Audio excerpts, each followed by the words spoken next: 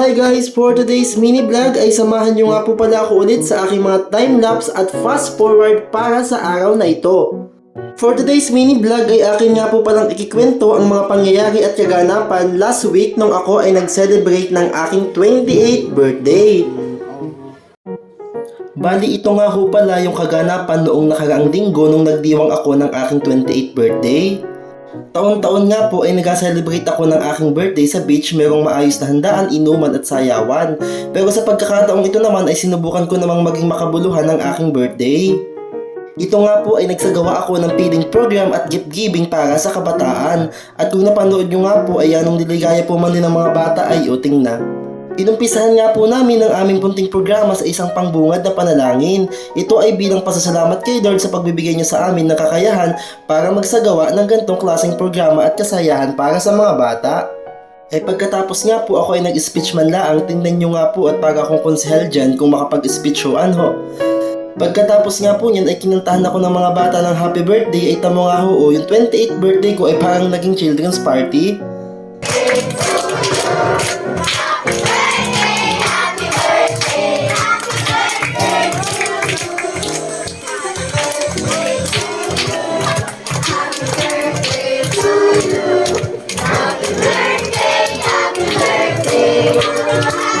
Bali, kasama ko nga po pala dyan ang aking mga kaibigan. Sila din ang mga nag-volunteer para mag-design, magluto at mag-assist na din sa mga bata. Sa mga hindi nga po pala nakakaalam, hindi na po bago sa akin ang ganyang klaseng programa. Dahil taon-taon nga po tuwing Pasko, ako po talaga ay nagpapakain at namimigay ng mga laruan para sa mga kabataan. Ang inspirasyon ko nga po sa aking mga ganyang activity ay ang aking tiyahin. Way back 2017 ako ay napatira sa kanila sa Lucena. December nga noon ay naabutan ko silang namimigay ng mga laruan para sa mga bata. Ay sabi ko nga po ay nakakatuwa naman ano. Kaya sabi ko sa sarili ko ay pag ako man din ay nagkapera, ako ay mamimigay din ng mga laruan para sa mga bata. Dahil pangarap ko nga rin po ang magbigay saya para sa mga kabataan, hindi lamang tuwing Pasko at sa tuwing may pagkakataon din po. Gaya po itong aking birthday. Dati-dati po ay ginagawa ko lamang po ito, pero ngayon kahit birthday ko ay kaya ko pala itong gawin.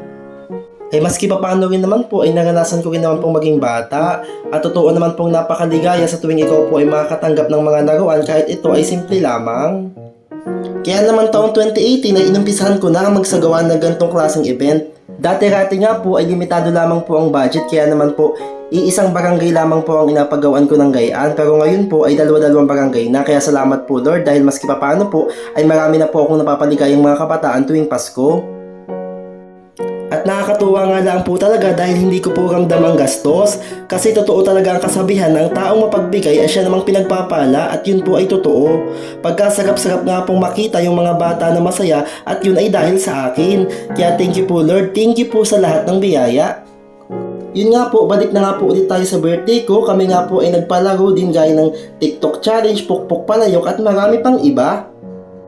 Tapos nga po, yung pinakang highlights ko nga po ay nagpalaro nga po ako ng pera o kahon. Ayan, nung tuwang-tuwa po man din ng mga nanay ay gawa nga naman po yung 1,000 pong papremyo ay pambili man din nga po kahit man lamang ilang kilong bigas. Kaya nga po sa pagkakataong ito ay October na ako nga po ay muli na namang nag-iipon, nang sa ganon ay makabili na po kahit pautay-utay na laruan. Para pagsapit nga ho ng December ay maghahanap na lamang po ako ng barangay kung saan naman ako magpapaganap ng gantong klaseng programa. Kaya naman, shout out po sa lahat po ng kabataan at mga nanay po na pumunta po at nakisaya sa aking kaarawan. Kung kayo po ay masaya, sa totoo lamang po ay masaya din po ako dahil makita ko lamang po na nakangiti at masaya ang mga bata ay mas doble po ang ligayang aking nararamdaman. Kaya maraming salamat po sa inyo pong lahat.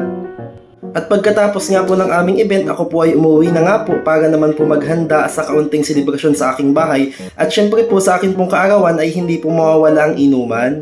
Kaya naman hanggang dito na lamang po. Salamat po sa panonood. God bless. Thank you.